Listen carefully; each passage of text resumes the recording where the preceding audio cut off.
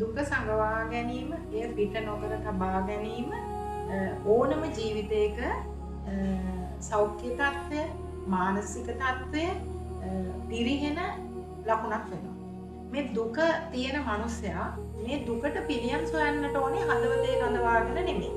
මේකට කාගෙන් හරි උපදෙස් ගැනීම, මේ දුක ඇතිවීමට හේතුව හොයලා ඒකට පිළියම් යැදීම, එහෙම නොකර හිටියොත් අපි කන ආහාරයක් වහලා තියලා මාස ගාණක් යනකොට ඒ වහපු භාජනයමුත් එළියට මේ ජරාව එළියට එනවා. එතකොට මේ දුකත් අන්න ඒ වගේ දෙයක්. දුක තියෙන මනුස්සයාට හිත ඇතුලෙන් මිනී මරන්න හිතෙනවා. පාට හරි හිරිහැරයක් කරලා හරි තමන්ගේ කාර්යය කරගන්න හිතෙනවා. ඒ අවස්ථාව හරි භයානකයි. දුක හැම වෙලාවකම දුකත් එක්ක සටන් කරලා ඒකට පිළියම් හොයන්න ඕනේ කියලා මනෝවිද්‍යානුකූලව මම කියනවා. මේ දුකටපත් වෙන මිනිසුන් එහෙම නැත්තම් ඒ අයට වෙන්නේ මොකද්ද?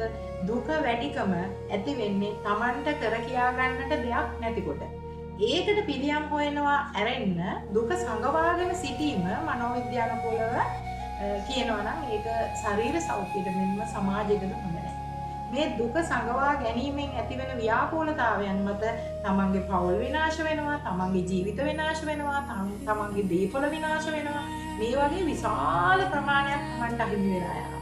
දුක සංගවාගෙන ඉන්නේ සමාජයේ ජීවත් වෙන්නට ඕන නිසා මෙයා හැම වෙලාවකම පෙන්නනවා එයාට දුකක් නැහැ, එයා හරි සතුටින් ඉන්නේ, එයා හරි පොසිටිව් කෙනෙක් කියලා පෙන්නන්නට යනවා.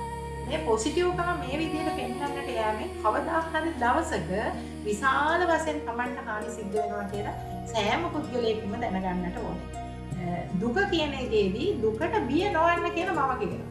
දුකට හේතුව හොයාගන්න. දුකට හේතුව හොයාගත්තට පස්සේ මේ පුද්ගලයන්ට පුළුවන් සමාජයේ ලස්සනට ජීවත් වෙන්න.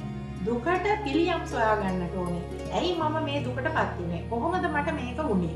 මම මේකෙන් ගැලවෙන්නේ කොහොමද? Tamanට හිතවාදී කෙනෙක් සමග සාකච්ඡා කිරීම, එහෙම නැත්නම් මනෝවෛද්‍යවරයෙක් ගාවට යෑම, ඒ වගේ උපදෙස් මත මේ අයට පුළුවන් තමන්ගේ දුක නැති කරගෙන මේ වෙන අයහපත් දේ වළක්වා ගන්නට කියලා මම මනෝවිද්‍යානුකූලව